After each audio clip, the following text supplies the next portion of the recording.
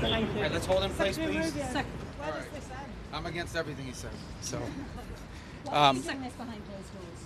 well, there's a lot of operational details that can't be discussed publicly, obviously, for obvious reasons. So, as we move forward, we'll describe our process, which is a threefold process in Venezuela. I've described it to them now. Step one is the stabilization of the country. We don't want it descending into chaos. Part of that stabilization, and the reason why we understand and believe that we have the strongest leverage possible, is our quarantine.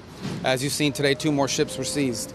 We are in the midst right now and in fact about to execute on a deal to take all the oil. They have oil that is stuck in Venezuela. They can't move it because of our quarantine and because it's sanctioned. We are going to take between 30 and 50 million barrels of oil. We're going to sell it in the marketplace at market rates, not at the discounts Venezuela was getting. That money will then be handled in such a way that we will control how it is dispersed in a way that benefits the Venezuelan people, not corruption, not the regime. So we have a lot of leverage to move on the stabilization front. The second phase will be a phase that we call recovery, and that is ensuring that American, Western, and other companies have access to the Venezuelan market in a way that's fair. Also, at the same time, begin to create the process of reconciliation nationally within Venezuela so that the opposition forces can be amnestied and released and from prisons or brought back to the country and begin to rebuild civil society. And then the third phase, of course, will be one of transition. Some of this will overlap. I've described this to them in great detail. We'll have more detail in the days to follow. But we feel like we're moving forward here in a very positive way. How long will this take, Secretary? Some senators who were in that briefing describing your operation variously as that you're winging it, that there's no plan for Venezuela going forward. Yeah, I know. They're going to say that. I used to be a senator too. That's what you always say when it's the other party. The bottom line is we've gone into great detail with them about the planning. We've described it to them. In fact, it's not just winging it. It's not just saying or speculating it's going to happen. It's already happening. Like the oil arrangement that we've made with PDVSA on their sanctioned oil that they can't move. Understand, they are not generating any revenue from their oil right now. They can't move it unless we allow it to move because we have sanctions, because we're enforcing those sanctions. This is tremendous leverage. We are exercising it in a positive way. The president described it last night. Secretary will have more to say on it today, who is involved in running this portfolio.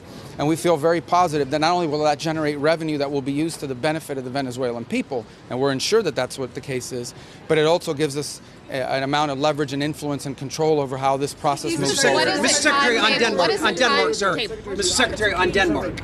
Why has the administration not taken Denmark's offer to discuss the situation in Greenland?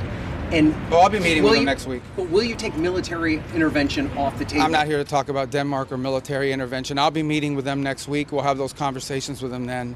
And but I'm not having anything further to add to that today. Can you clarify your comments to lawmakers? Does the U.S. intend to buy Greenland? Does the U.S. intend to buy Greenland? Can you clarify your comments to lawmakers this week? Well, that's always been the president's intent from the very beginning. He said it very early on. I mean, this is not new. He talked about it in his first term, and he's not the first U.S. president that has examined or looked at how could we acquire Greenland. There's an interest there. But so I just reminded them of the fact that not only did Truman want to do it, but President Trump's been talking about this since his first term. The White House put out a statement last night saying that the military option is on the table. Lost a lot of weight. Thank you, Mr. Secretary. They said the military option is on the table. So is the administration really willing to risk the NATO alliance by potentially moving ahead with military operations? What I think the White House said yesterday is what I will tell you now, and I've always said. The president always retained the option.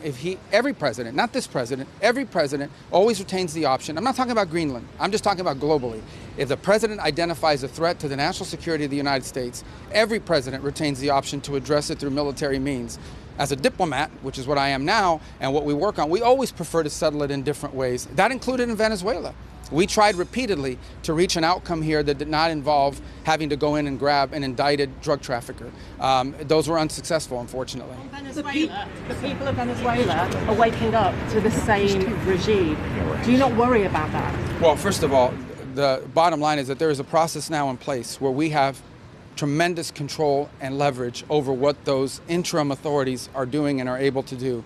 But obviously this will be a process of transition. In the end, it will be up to the Venezuelan people to transform their country.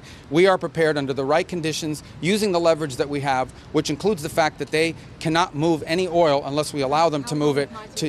Well, again, I'm not going to give you a timeline on it. We wanted to move as soon as possible, but we didn't expect this would. It's been 3 days since this happened, 4 days since this happened. So I understand that in this cycle and society we now live in, everyone wants instant outcomes. They want it to happen overnight. It's not going to work that way. But we're already seeing progress with this new deal that's been announced and more deals to follow. You're already seeing how the leverage the United States has over those interim authorities is going to begin to lead to positive outcomes. Does this cost American taxpayers?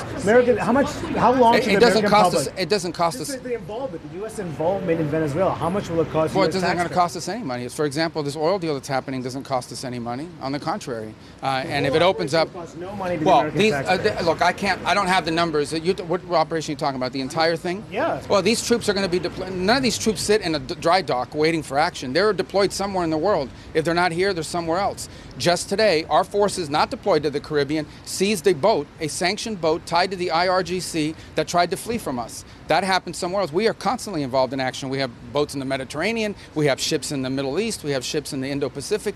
These ships, if they weren't in the Caribbean, they'd be somewhere else conducting activity. Yeah. That's what the Navy does. I want to emphasize that. Question from CNN. The question's never asked how much does it cost when they're in the Mediterranean or the Red Sea or the Indian Ocean or the Pacific.